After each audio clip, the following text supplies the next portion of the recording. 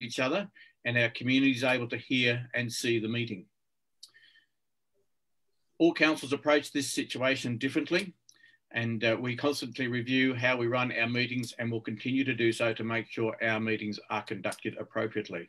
Excuse me, Chair, can I just interrupt that we've only just gone live, so could you just start again? Okay, right. Yeah. Sorry, folks, there seems to be just a little bit of a technical hiccups here this evening. We'll commence again. It is 3 minutes late, but so that's not really too bad, and my apologies for the delay. Welcome to everybody to our meeting for our October Council meeting.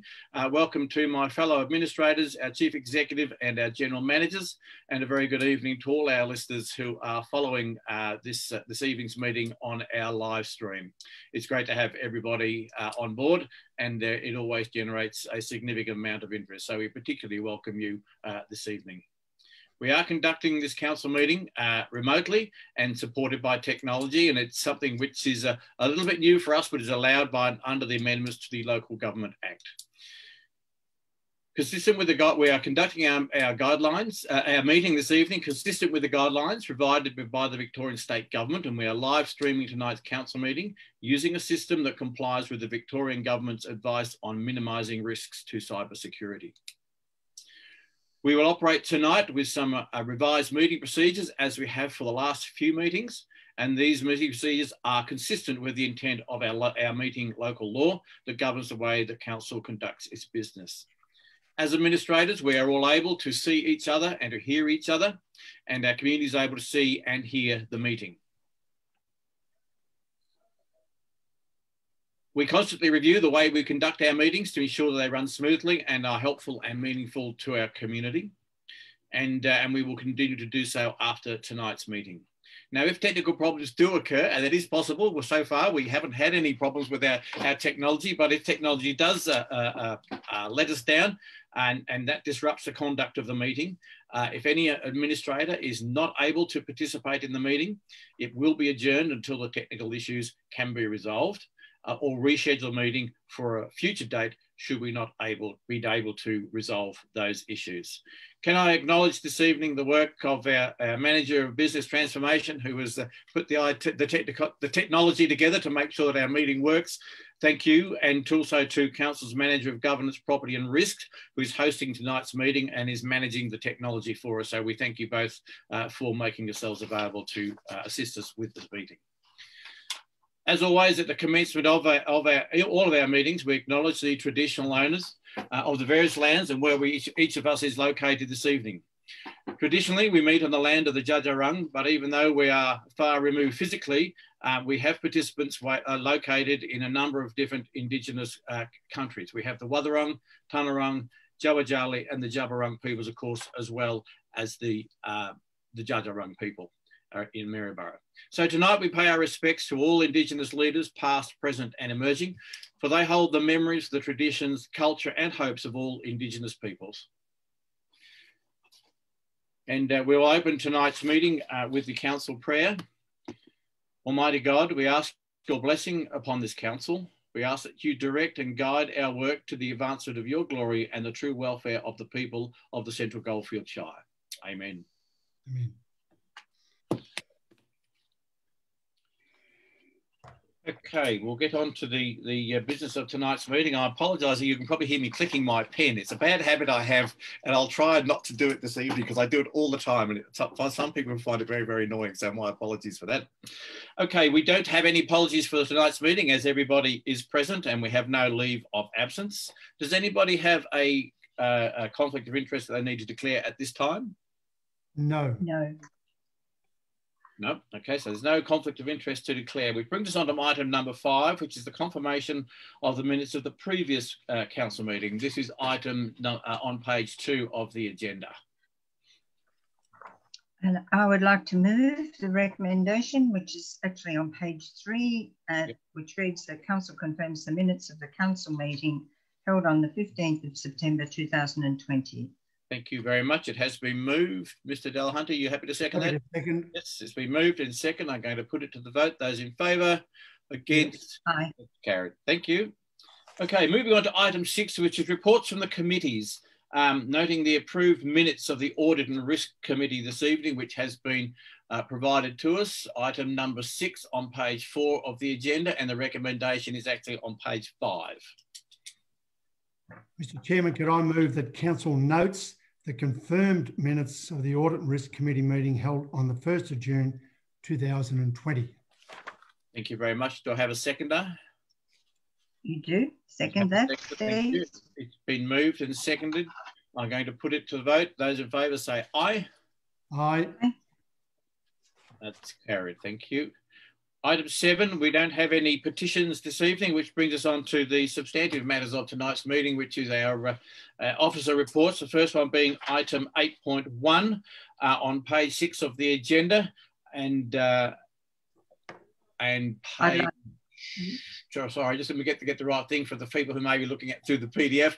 On page 21, if anybody's watching that got the agenda online. Thank you. And I'll move on page 10 on my copy that Council adopt the 2020 Municipal Neighbourhood Safer Places Plan. Okay, it has been moved. Mr. Delahunt, are you happy to second that? Happy to second, Mr. Chairman. Okay, thank you. That has been moved and seconded. Mrs. Douglas, do you want to make any comments on this one? Not a lot, but I'll make a couple because I do really think this is extremely important that people do understand the significance of neighbourhood safer places.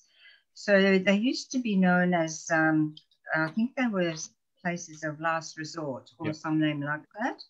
And each year these have to be inspected by the council and the CFA to ensure that things are as we would expect that they would be. So there's really no change to the designated areas from last year, but just to go through, council needs to maintain these in, but to the level that is required. It has to be recorded with the Municipal Fire Management Plan, and it also has to be communicated to the public. And so the purpose of this is to provide some protection from the effects of radiant heat during the passage of a bushfire. There's no guarantee of safety or survival at these places or on your way to get to those places. So they may not have the capacity to cater for special needs. There will be no support services that you'll expect to find when you do get there or provision for pets. This is really the place where everything else that you think may be safer is obviously been compromised. So it's the same places. I don't think there's any changes whatsoever. Talbot, the Pioneer Reserve ground, Maryborough Princess Park, and in the Oval only. Maryborough again, the Jack Pascoe Reserve Oval, Denali Gordon Gardens Reserve, and the Carisbrook Market Reserve on the grounds there. So it does need to come to council. It has to be acknowledged, and please understand that this is really a safe place as far as can be publicly provided. And please take care. Thank you very much, Mr. Delahunt. Do you wish to make any comments? We lost Mr. Delahunt, I think. We may have a technical problem here. Are you able to hear me, Mr. Delahunt? Okay, I'm going to, I think Sue, correct me here if I'm wrong. I think we may need to adjourn the meeting just until Mr. Delahunt is able to rejoin us. Is that correct? Yes, that's correct. Okay, so I'm going to adjourn the meeting while we try and sort out our technical problems. If the members of the community who are watching could just be patient, it won't take us too long, I hope.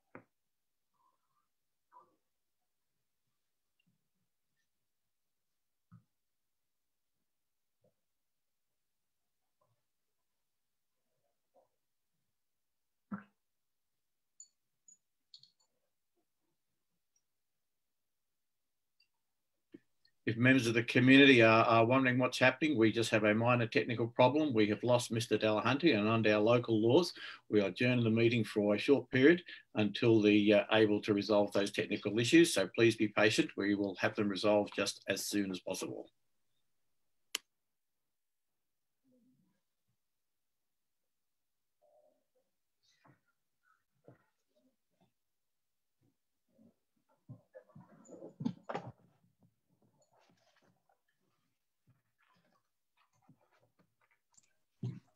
You spoke too soon, Chair, earlier. Indeed, I did. Well, let's just say, I think this is what, the 6th meeting I think we've had, might be more. Our 6th meeting that we've done this way, and up till now, we've had a few shaky moments, but we've never actually had a failure like this. So I'm sure it will be resolved very, very quickly. We need some of that background music to play or something quietly while we, like on hold music while we sort out the problems. Okay, I'm getting a message that there's no problem from the IT end, so I think the connection will be with Mr. Delahunty's end, I think, by the sound of things. From the IT perspective, everything is in order, so we'll just wait for him to call back in.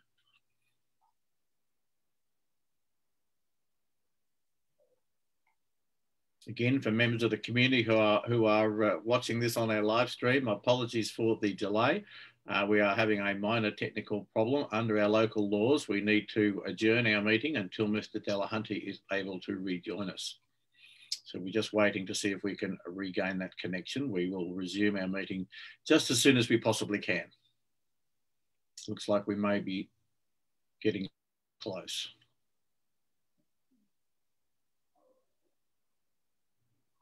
Aha. Mr. Delahunty, are you able to hear? And we can certainly see you. Are you able to hear us?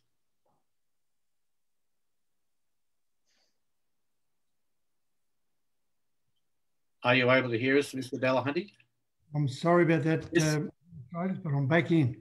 Okay, thank you very much for that. I guess that's not too bad. We've been doing this for 6 months to have a little technicality like that. I guess that's not too bad. So fingers crossed that we don't have any more for this evening. But one of the joys of living in rural areas. So I will now resume our meeting at 6:16 p.m. Where were we up to? Oh, the neighbourhood safer places. Mr. Delahunty, I was asking if you wanted to make any comments about our neighbourhood safer places. I did hear Administrator Douglas speaking, so I'm happy to vote. Okay, we will then move to the vote, and the recommendation is on page 10. For those who are watching their agenda, the motion is that Council adopt the 2020 Municipal Safer Places Plan.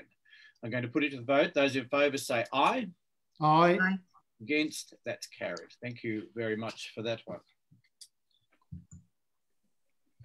Okay, moving on now to an item 8.2, which is one that Mr. Collins has been working on with the community for quite some time. And Mr. Delahunty, of course, has been closely involved in the discussion around the Talbot Caravan Park, 8.2, and the report is presented to you on page 11 with the recommendation this evening on page 14.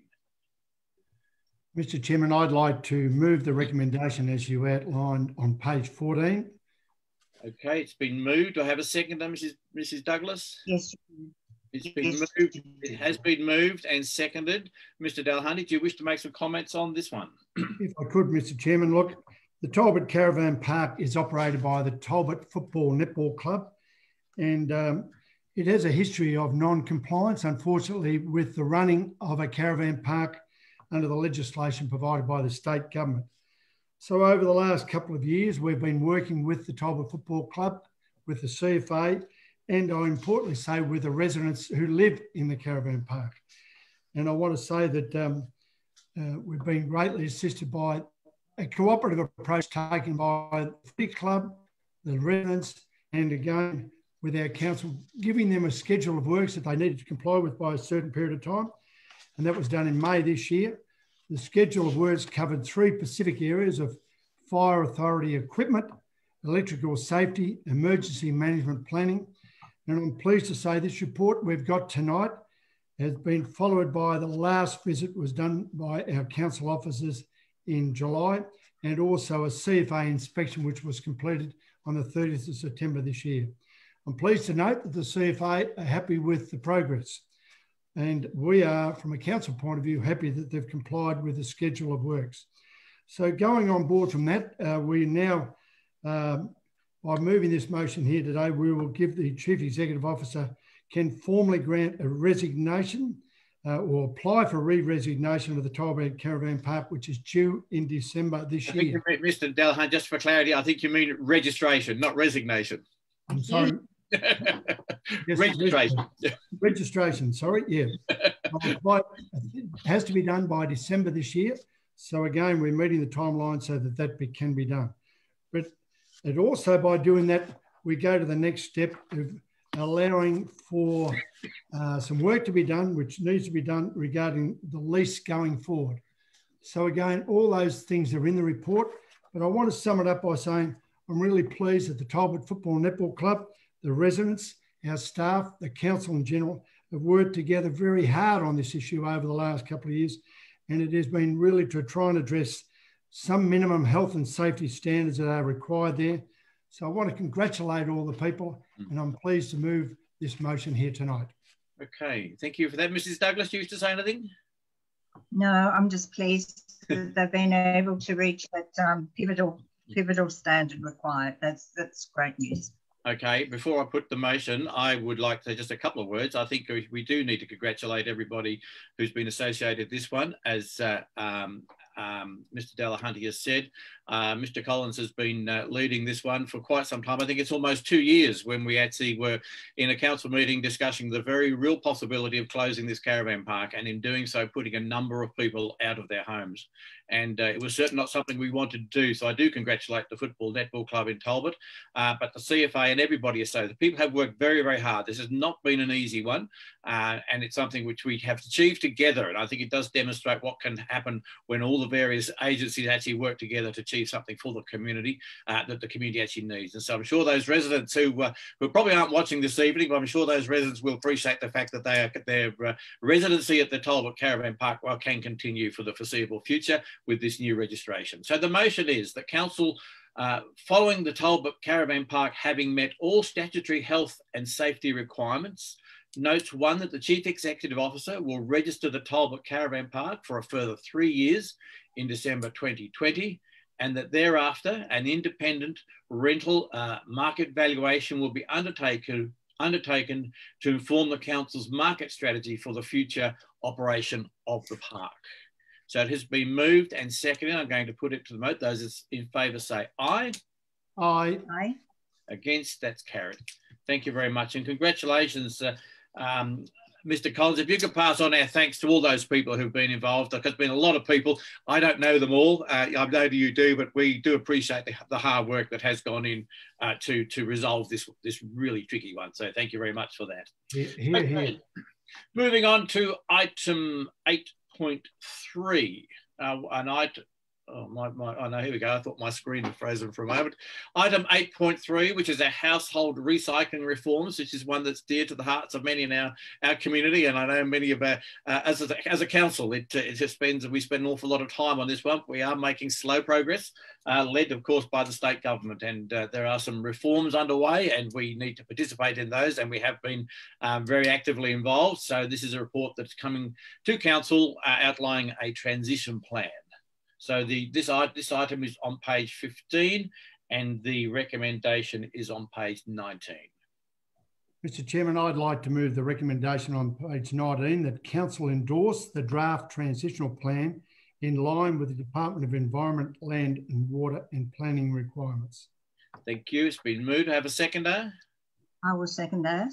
Thank you, Mrs. Douglas. It's been moved and seconded. Mr. Delahunty, do you wish to make any comments on this one? A couple of quick comments, Mr. Chairman. Look, as you rightly say, the state government have made some big changes in relation to waste management, and this is how our council proposes to transition our 4 streams of waste recycling by 2030. There's been a lot of work going on between our staff and particularly with our community, because you remember back a while ago we adopted a waste management strategic plan, and that was really about waste reduction and particularly about waste recovery groups working together for the benefit of our community. Importantly, this transitional plan, which is attached to our report, it covers 8 pages. It looks at how Council will work collaboratively to achieve feasible solutions for the sustainable outcomes and ensure adherence with the state government household recycling reforms. So there's a lot of work to go on to meet those requirements. But I want to say, just in finishing, the report provided to Council here tonight does give us a good overview of the transitional plan submitted to the Department of Environment, Land, Water and Planning.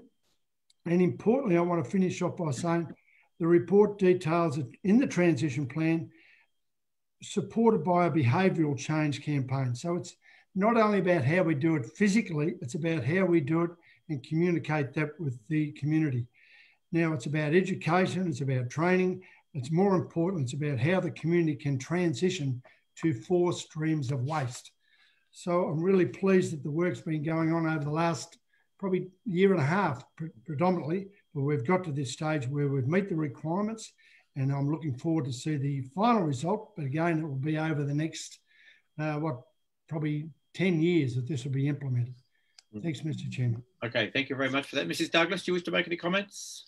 Just a couple of comments about this. I mean, I think we've been struggling with something really statewide about waste for some years now. And it's interesting because when I first was elected to a council, people were rather frivolous about the fact I'd be bored stiff because it's all about roads, rates and rubbish. And I'm just thinking, I've never had that sense that so many people right across Victoria are so interested in waste management now. And most of the candidates that I've read snippets and heard comments coming from have listed waste management as one of their top 3 items that they wish to make some changes with or to improve. And we do need to. It would be nice if we all could have a similar system right across, so everybody, as you move from one region to another, you would actually be easily able to comply with what is required of you. So some of those things I think we will see. I think it will take some time from where we are. And I know where I live, we've got a different system to Central Goldfields. The weekend we're at Port Fairy, they seem to have a different system down there as well. So it's certainly a very busy landscape in waste management right at this point in time. So I think this will be tremendous. The transition plan is going to give us a chance to see what really does suit us particularly. And so that I think our newly elected councillors will need to understand, get their head around what we're doing with waste. You know, it's quite a complex topic, so I wish them well. Yes, but certainly I support this. Okay, it's been moved and seconded. The only comment I would make is to underline once again, we are part of a much wider picture. We don't do this on our own. We are part of a waste management group, and we work with some of our neighbouring councils around waste and recycling.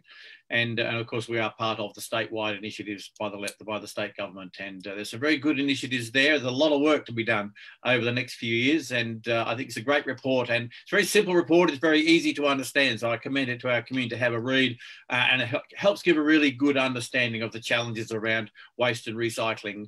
And but I would also say, and the previous council had some really good initiatives in this space, and we should recognise that. And Central Goldfields is seen as a leader in some areas of waste management and recycling, our composting, etc. And many councils actually come and have a look at what we do in Central Goldfields. It's not perfect, and we haven't got it right quite yet, and there's a fair bit of work to do, but this actually sets out the plan to achieve it. So again, I encourage everyone to go and have a read of the plan that we're dealing with this evening. So it's been, the motion is that council endorse the draft transition plan in line with the Department of Environment, Land, Water and Planning requirements. So I'm going to put it to the vote. Those in favour say aye. Aye. Aye. Against, that is carried. Thank you very much. Moving on now to item 8.4, which is our community asset committees, new initiatives to assist us in complying with the Local Government Act. The report that commences on page 20 of the agenda, and the recommendation is on page, can't find it, 24. Yep, the recommendation on page 24. Yep. And I will move that Council, in exercise of the power conferred by Section 65 of the Local Government Act 2020, 1 notes that in accordance to Section 47(1)(b) of the Act, the Chief Executive Officer may, by instrument of delegation, delegate any power, duty or function of the Council that has been delegated to the Chief Executive Officer by the Council to a Community Asset Committee. And 2, establish the committees listed in Attachment 1 as Community Asset Committees in accordance with Section 65 of the Act from the date of this resolution. And 3, appoint the existing committee members to the newly established Community Asset Committees listed in Attachment 1. And 4, endorse the instrument of sub-delegation template, Attachment 2, for the Community Asset Committees to be executed by the Chief Executive Officer in accordance with the Act. Thank you very much for that. Do I have a seconder? Yes. Seconder, Mr. Chairman. Yes, it has been moved and seconded. This is the recommendation for those members of the community who are watching. This is the recommendation that is listed on page 24 of the agenda. Mrs. Douglas, do you want to make any comments to your motion? Just very briefly. I think we flagged this was going to have to occur. The council has really worked very hard with the community to keep them informed and to try to explain, and they have been very supportive throughout that process, and that will continue until the what we used to call Section 86 committees are comfortable now as under their new title. The new the Section 86 committees that will now be affected are the Adelaide Lead Hall Committee, Daisy Hill Community Centre Committee, Denali Historic Precinct Management Committee, Energy Breakthrough Management Committee, Talbot Community Homes Committee, Talbot Town Hall Committee, and the Tullarook Leisure Centre Committee. And I think that I don't really need to read out all of those committee members that have now been transferred as members now of there, and I've forgotten what they're now called. Isn't that terrible? I think they're now called Community Asset Committees. That's the one. Yep. Yes. Yep. And I think it's a good idea not to read them out. It's a good idea not to read them out. The connections maybe get a bit shaky on it. We need to keep to the substantive business while we've still got sound connections, I think. A bit nervous, aren't we? So hopefully people who know that they're on those committees, that's the only reason. So I'm sure they do. I'm sure they do. Mr. Delahunty, do you wish to make any comments? A very quick comment. I really want to thank all the people that are on these community asset committees and management committees. They do a great role in working with their local communities, whether it be on the Adelaide Lead Hall and those type of things, but the Energy Breakthrough. They do a lot of work across our shire, and I thank them dearly. Well done. Okay, so the motion is the recommendation that is listed on page 24 of the of your meeting agenda this evening. I'm not going to read it out. Mrs. Douglas has done so, so I'm going to put it to the vote. Those in favour say aye. Aye. Aye. Against? That's carried. Thank you very much. Moving on now to item 8.5, which is the Carisbrook Flood and Drainage Management Plan Community Reference Group. This is on page 25 and the recommendation is on page 27. Which reads, the council approves the disbanding of the Carisbrook Flood and Drainage Management Plan Implementation Community Reference Group, and note the reference group members have been thanked for their contribution in writing. Thank you. Do you have a seconder?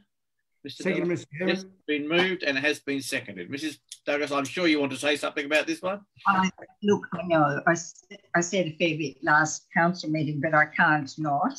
But I did flag at the last council meeting that the purpose for which this committee was called really was because as all of us, we're not locals. We did not live through the traumatic event of the flooding of Carisbrook in 2010-11. And we needed to have that sort of connection to that Carisbrook committee. And I must say the work and the assistance that we've had from that very small group has just been absolutely stellar, and I can't thank them enough for that. It's been really important in establishing a way forward to re-engage with the community, to always keep that community and the terrible impact it had on that community front of mind. They've been wonderful in talking to the people that we need to talk to, the CMA, the flood emergency people, all of those things. They've played a pivotal role in all that, and they have really supported the staff in the fairly complex issue of the initiation of the process around the land acquisition. So I think they've just, I can't thank them enough for the support and the assistance that they've given to us as administrators, and also to our staff that's really worked hard. This has not been an easy thing to actually get to this stage. We would have loved to have walked away knowing that the whole job was done. We really tried to get there. We're nearly there. At this stage, council's agreed on the purchase of the two parcels of private land needed to complete the levy, tendered and awarded the development of stage 3 of the levy, advocated for the final funding needed to complete the levy, including setting aside the money in the 2021 budget, which you is aware of. Also, the development of the Tullarook Creek Management Plan is underway, and that's a very important piece of work. The consultants, RMCG, have been appointed, and they're partway through the community engagement exercise, and that's very difficult under COVID-19. Some of these things have been impacted really more than others, and I think this is one of those. But the new council will have the opportunity to decide how it wants to work with this community. And I know the members of that community are going to be able to continue to liaise with our staff and keep those sort of lines of communication open, so that the community at Carisbrook will be able to assist their new councillor on getting this really important project completed. Thank you for that. Okay, thank you very much. Mr. Delahanty, do you wish to make any comments? Well, just a quick comment, Mr. Chairman. Look, I agree with Administrator Douglas. This has been a big project that we're keen to move forward. It did take a long time to get the land purchased, but with the support of the reference group, I have to say we've made very good progress, and I'm pleased to see stage 3 is in construction right at this moment. I want to thank the reference group for their enormous work, but I also want to thank our staff led by General Manager Rebecca Stockfeld. I know it's been a big project for our staff, but thanks for all the work they've done. We are making good progress in it. Well done. Thank you. Thank you very much for that. And I would just simply add my thanks to those people. I think we should also recognise, of course, there has been literally dozens of community members involved in this project right since the day of the flood itself.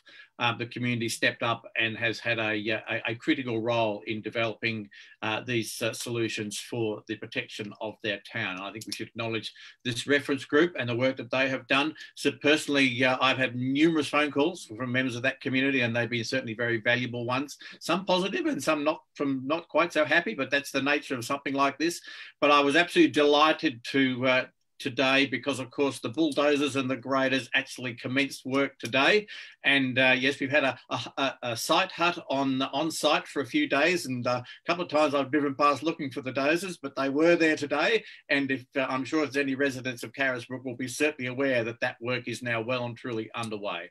And I do know that even as recently as today, negotiations are continuing with VicTrack to resolve the issues around the culverts at the railway line, and I think we're getting very, very close to that resolution as well. So I am delighted. I think it's exactly 12 months too late. We actually said we were going to commence this thing 12 months ago, but I guess you know, for a project like this, and the complexity of this of a project like this, I guess 12 months delay from what we originally had anticipated isn't too bad. So again, congratulations and thank you to all those members of the community, but thank you for your patience and your persistence, because I don't think without your support and the encouragement of so many members of the community, we would not have got to this particular the point today.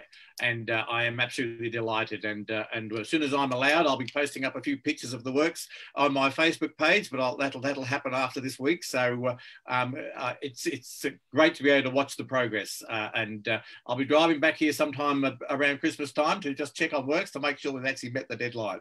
So thank you to all. So the motion is that Council approve the disbanding of the Carisbrook Flood and Drainage Management Plan Implementation Community Reference Group, and note the reference group's members have been thanked for their contribution in writing. Going to put it to the vote. Those in favour say aye. Aye. Aye. Against? That's carried. Thank you very much. Moving on now to item 8.6, which is a planning application for a 3-lot subdivision at Grice Street in Carisbrook. It's a fairly comprehensive report that has been provided, which is commencing on page 28. And the recommendation this evening in relation to this matter is on page 49 of the report. Mr. Chairman, I'd like to move the recommendation, which starts on page 49 and goes through to page 52. And I move the recommendation and the 26 conditions attached. Right. Okay, I've got my numbers all up the poll, but that's okay. I'm just trying to find it. I will second that. Okay, it has been moved. I'm just trying to find the recommendation. Oh, okay. Here it is. Yes, Fan, on page 49. Yes, okay. Thank you for that. Yes, been moved and it has been seconded. Do you wish to make any comments, Mr. Delahunty? Mr. Chairman, we've just been talking about Carisbrook and the flooding, but this is in an area of Carisbrook up in the high part of Carisbrook, and it's council received an application for a 3-lot subdivision, as you said, in 14 Grice Street, Carisbrook. The proposed lots on the 3-lot subdivision range from 480 square metres to 846 square metres. We did consult with the community. We advertised it and we received one objection covering issues of concern about setbacks, also the loss of rural outlook, and also wanting to retain large rural blocks. But I have to say we have to work under laws that we've got in place, whether they be state laws or our local planning laws, and the proposed subdivision is consistent with the purposes of the general residential zone and the local policy surrounding it. So the majority of lots, as you know, I've driven around that area a couple of weeks ago, a majority of lots in this area are similar to what this subdivision is proposing. So again, I think it is consistent with our planning laws, and I think it is right that we do approve of this. So I've moved the recommendation which will approve the planning permit and issue a notice of decision to approve the 3-lot subdivision at 14 Grice Street, Carisbrook. Thank you very much, Mr. Delahunty. Do I have a seconder, Mrs. Douglas? No, just happy to support Mr. Delahunty's views. You are seconding though? Yep. I am seconding. Good. Okay, thank you for that. Sorry, I missed that one. Okay, it has been moved and it has been. I'm not going to read out the many conditions there, but the recommendation for members of the public who are watching this evening is on page 49 of the agenda and goes through to page 52. So there are a large number of 26 conditions that have been imposed on this application. So I'm going to put it to the vote. Those in favour of the motion say aye. Aye. Aye.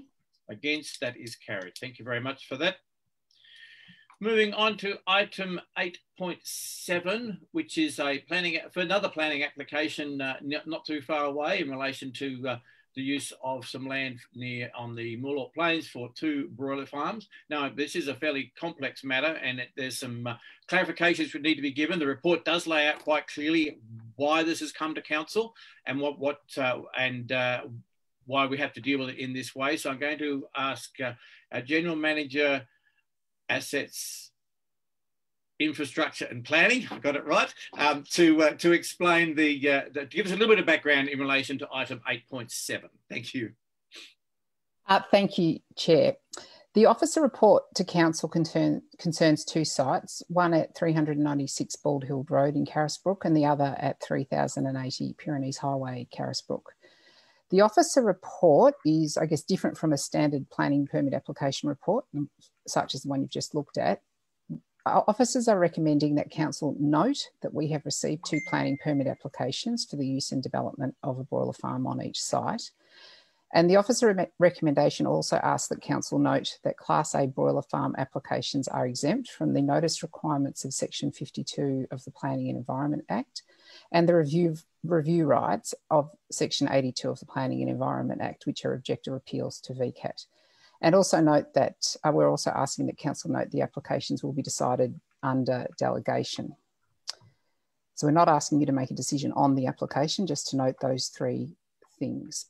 Okay. A Class A broiler farm classification that applies to the two applications is made pursuant to the Victorian Code of Practice for Broiler Farms, which was amended in 2018. And some of the things that a Class A broiler farm must have is a capacity of 10,000 to 400,000 birds, and it also must have minimum separation distances as calculated under the code that are fully contained within the broiler farm boundaries, so they can't rely on adjoining land for their separation distances. And because the two applications that we have received meet the standards for a Class A broiler farm, they are exempt from the public notice requirements of the Act and also the review rights, which means we haven't put them on advertising as, with a notices sent to adjoining properties and signs on the site. Historically, broiler farm applications were not exempt from public notification. However, in September 2018, the state government introduced a streamlined process for the assessment of planning applications for poultry farms where they met specified criteria under that Victorian Code of Practice for broiler farms. And these changes included the exemptions that we now see for public notification of the applications.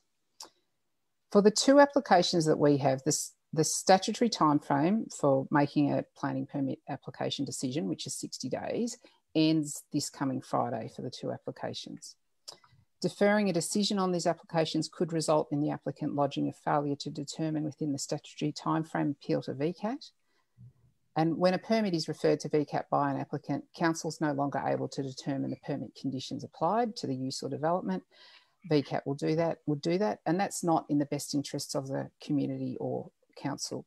So there's some time constraints for officers, and which is why we're putting this report to what effectively is the last meeting of this Council. It is our recommendation to you that you note the applications as set out in the officer report.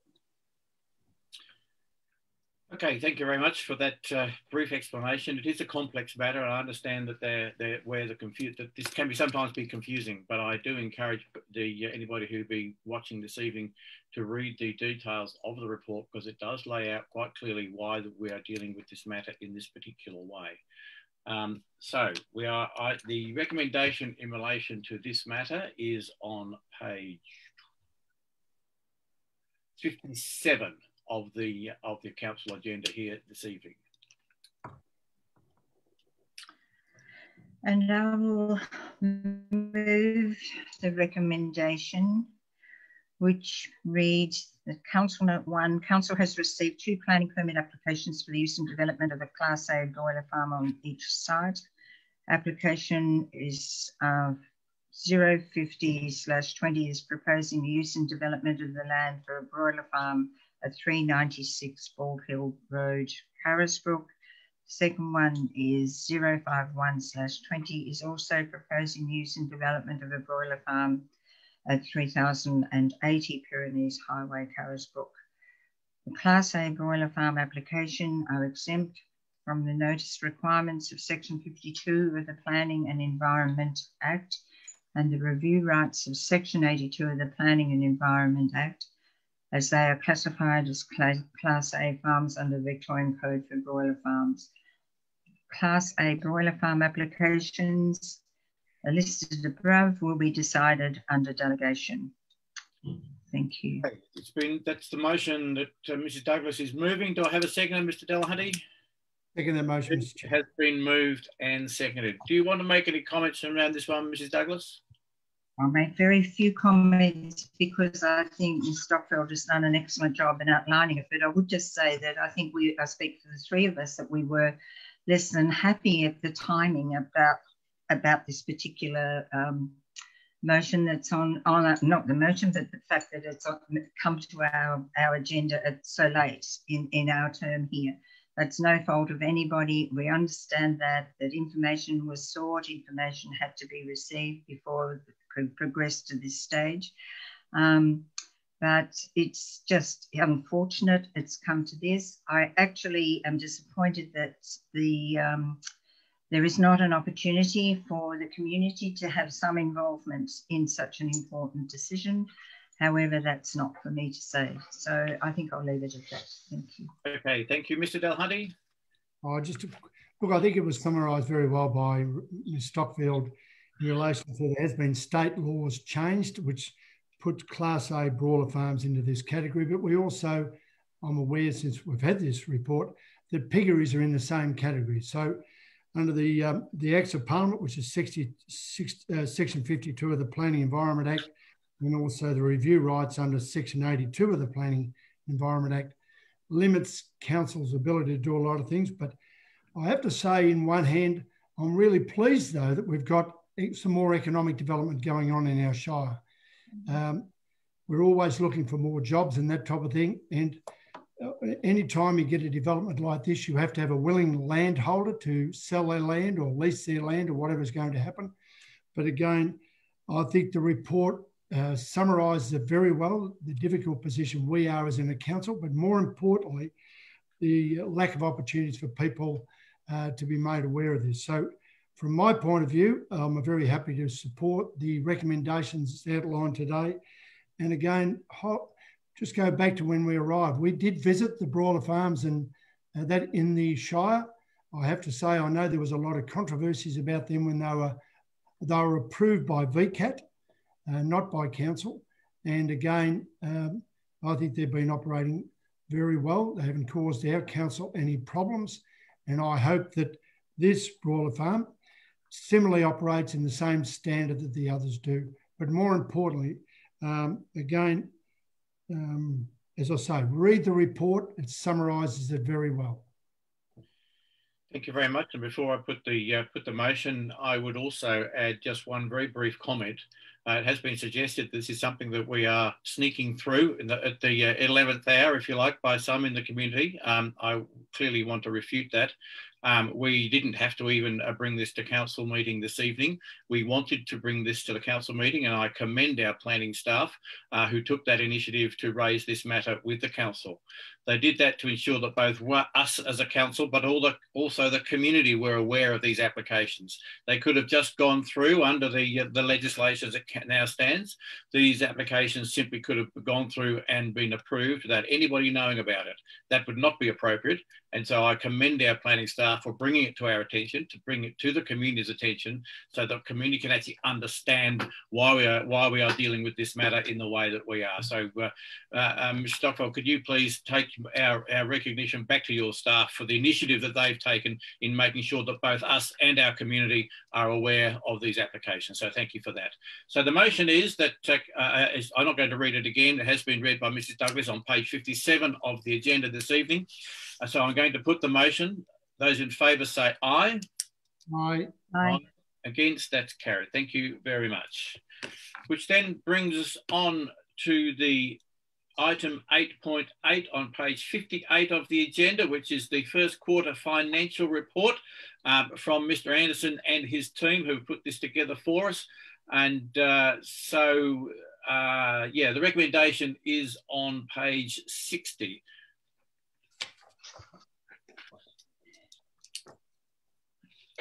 And I'll move. The council receives and notes the attached financial report for the period to 30th of September 2020. Thank you. A seconder. It's been moved and seconded. Yes, Mrs. Douglas, do you want to make a comment? Just a couple of comments, and I think the report is very well written. I actually didn't expect to see so many to report on really for this first quarter of this year, but we're travelling really well. It would appear we're starting to see some sort of movement coming from the effect of COVID, both with income and outgoings, I suppose you could say, in that, the Kindergarten Support Fund, the Working for Victoria grant, the Rural Council ICT support have all come in. And that will sort of also, we've got, there is some less than budget figures here as well, which really just is starting to show, I suppose, our hardship support, including the waivers of various fees and charges. So Council's income, obviously, for the full year will be adversely affected by the effects of COVID as the year progresses, and that will be reported, obviously, in future finance reports. So, but really, it's good. The fire services levy, which is 1.6 million, that's been included here, and that goes straight through to the State Revenue Office, of course. We've expended, interestingly enough, as of 30th of September, Council had expended 1.33 million on capital works. And we've been able to do some of the road working because of the rain, of course, which has been helpful. And that's $700,000 greater than budgeted expenditure. However, it does include some of the projects that were carried over from 1920. And that's the Maryborough Sports Leisure Centre, Community Sports Infrastructure Grant, Maryborough Outdoor Pool, and the Avoca Road upgrade works. So the rate debtor balance is nearly 14 million, which is higher than last year. And that's an increase of rates in arrears of $290,000, which can be attributed to the effects of the COVID-19. And Council, as part of its hardship policy, is currently not taking active debt recovery action against ratepayers with arrears. So collections for 2021 are likely to remain behind previous years. But so far, okay, nothing to be alarmed about there, and I'm sure we would have been alerted to that if there was serious concerns. Thank you, David, for that. So that's it, I think, for me with the finances. Okay, thank you, Mrs. Douglas. Mr. Delahunty, do you wish to make any comments on this one? No, we're making good progress. Well done. Thanks for the report. Okay. Can I just say, in all the times that we've been here, I pore over these financial reports, hoping one day I'm going to find somewhere I can pull up and say, I think there's an error here. But I have not been able to do that in all the times that I've gone through. So, David, congratulations to you and your team. You've been able to pull this together at having stepped into the breach after Mr. Brumby's retirement. So, thank you, David, for your great work in pulling this report together for us. And yes, I'm very, very pleased, and there's no doubt about it that we are in a good financial position as a council, and I think it's a credit to the team that have been able to do that. I guess nothing brings you back to reality. If I'm having a look at page in the report here in terms of our investment register. When I first got involved in local government, I can go back to where we were actually earning. I think we were earning around 14 or 15% sometimes on some of our investments. And I'm looking at some of those there, and I think the best we've got is about 1.6, and it's certainly a bit of a jolt to reality there in terms of the state that we are and where our economy sits at the moment. But that's just a little aside. So the motion is there on page 60. The council receives and notes the attached financial reports for the period 30 September 2020. I'm going to put it to the vote. Those in favour say aye. Aye. Aye. Against? That is carried. Thank you very much for that one. And then now moving on to item 8.9, which is a report in relation to our energy breakthrough governance. Again, this is response to some of the changes that have come about through the new Local Government Act. So this report is on page 60, and the recommendation is slightly amended, and Mr. Delahunty will speak to that one in just a moment. The recommendation is on page 64. Mr. Chairman, I'd like to move the recommendation as outlined on page 64 with a minor amendment, and I'll come to that. It is in the second thing, but I'll read the recommendation that I'm moving.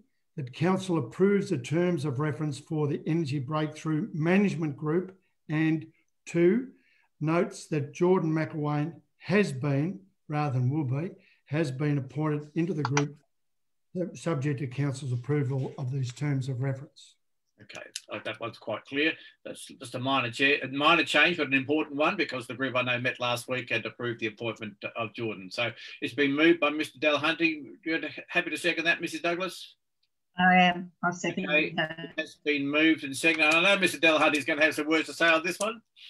I hope I'm not too long, Mr. Chairman. Look, when we arrived, Energy Breakthrough was a lot of concern. We'd been told about the loss of sponsorship from the RACV, but I have to say, in the nearly 3 years we've been here, we've made enormous progress. Unfortunately, this year's event will not happen because of COVID, but it's given us an enormous amount of time to plan for next year's event. And I have to say, the work being done by our staff, particularly Emma Little, who's come on as our event director, and more importantly, working with CEP and the others, we are in a good space heading towards next year's event. We hope COVID is waned. It looks like it is in Victoria at the moment, that we can hold that event, which will be the 30th anniversary of the running of Energy Breakthrough. But as outlined in the report back in May 2019, we set up an Energy Breakthrough Special Committee. As Administrator Douglas said, it was a Section 86 committee under council, and there was various roles that it had to do. And one of them was, in conjunction with the Energy Breakthrough Operations Group, to plan, prepare, organise, manage and promote the annual event called Energy Breakthrough. Also, it was to preserve the integrity and significance of the event. It is a very significant event, not only for our Shire, not only for Maryborough, but also importantly for Victoria. And we've been given great support by the state government to do a business plan in the last 12 months. And I really thank the Energy Breakthrough, what was Section 86 Committee, now Management Group, for the work they did in developing that. I also want to thank the government for the money they've given us, $1.5 million to help redevelop the site and make it even more sustainable and more attractive going forward. So, as Administrator Douglas moved in the motion there, a couple of motions before, there has been a change to this committee.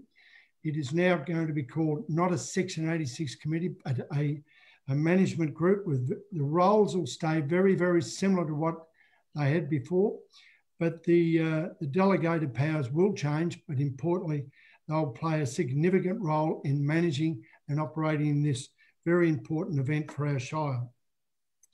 The committee, as I said, overseen the development of a business plan. I want to thank them for that. But the new terms of reference that we're adopting here tonight have been developed in cooperation with the group. And one of those things was to allow for an additional member. As you know, we've got 3 local community members on there, one person over 25 years has been involved with Energy Breakthrough, a local community person under 25 years at the time of their appointment who's been involved, and one local business owner. We've also changed the terms of reference to allow for the inclusion of another person if we've got other interested people in those type of categories.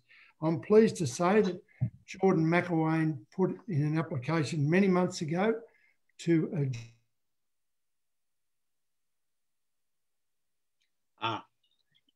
I think we may have a problem again. We've lost you, Mr. Delahunty. I don't know whether you can hear us. Wait a moment and see if he comes back on. We just couldn't quite make it in time, could we? Assistance to this group. Oh, no. Okay, you're back with us. Okay, thank you. That's all right. We were just giving you worried there. We lost your last little comment there, Mr. Delahunty. I'm sorry. That's okay. No, you're with us again. Thank you. But I want to say that she will add a lot to the group with her skills and enthusiasm.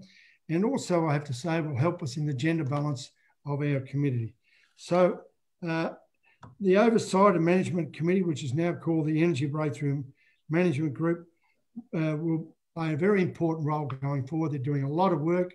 I know Lucy's on the committee, Martin's doing a lot of work, Emma a little.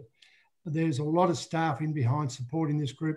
And I want to thank the Country Education Partnership for their support. It is something that is a very important event going forward. I wish it all the best for the future. Thank you. Thank you, Mr. Delahunty. Mrs. Douglas, do you want to make any comments? Look, I'd just like to congratulate Administrator Delahunty on the tremendous effort and commitment he's put into this. And we've turned the Energy Breakthrough from what we inherited and saw in that first year now into a much sleeker, more sophisticated whole project, which is just amazing. So well done. I'm not going to speak anymore in case we drop out again. That's it. I'm feeling a little the same. So I might dispense with any comments, and I'll hold them over to our final meeting in a couple of weeks' time, rather than risk dropping out now. So it's been moved and seconded. The council approves the terms of reference for the Energy Breakthrough Management Group. And notes that Jordan McElwain has been appointed onto the group, subject to council's approval of the terms of reference. I'm going to put it to vote. Those in favour say aye. Aye. Aye. Against, that's carried. Okay, thank you for that. Okay, that comes to the end of our officer reports this evening. We don't have any use of the common seal or notice of motion, urgent business or confidential business. Okay, so before I close the meeting, we have one more meeting to go, just by word of explanation for members of the community that are following the meeting this evening. We have one more meeting scheduled, which will be advertised at 6 o'clock on the 27th of this month. So that's only a week away, and but the important part of that is for us to sign off on the finance reports of the last year of our term here. So it is a special meeting. We obviously this normally would be done previously earlier, but like many councils, the COVID has had an impact, and we were given permission, as all councils were, by the state government to delay the adoption of our financials until the end of this month. So our team has been working very hard to make sure we meet the extended deadline. So that's just my word of explanation. So we will have a further meeting on the 27th at 6 p.m. Where we will adopt those financials, and it will be an opportunity for us also to acknowledge the community, because it will be our last meeting here. One further word of explanation, of course, because a couple of people have asked me about the annual report.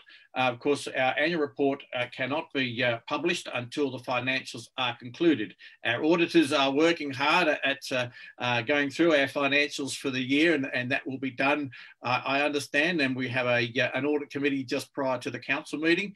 So we're cutting it fine, but we will make it, and the annual report will be then presented that will then include our finance report. So please, I invite anybody who's listening this evening to join us again next week as we go through adoption of our financials and our final meeting. Mr. Delahunty, you're waving at me. You might need to explain that I know we're in council election mode now, but we are administrators. We continue on for a period after that. We are able to have this meeting next week. Thank you very much. Yes, in case anybody does ask, our appointments are up until the commencement of the first meeting of the new council. So we are still within our term, even though the elections have been held. Until those councils are sworn in, we still maintain the roles. And so we are able to fulfil our function and receive that financial report for the last financial year. Thank you, Mr. Delahunty. A very important point, because I know someone would have rung up and asked that question. So it's great to be able to clarify that. So it's now 5 minutes past 7, and I'm going to declare our meeting closed. Thank you to all our staff who've been in attendance, and also thank you to the members of the community who've been attending here this evening, and we look forward to seeing you again in a week's time.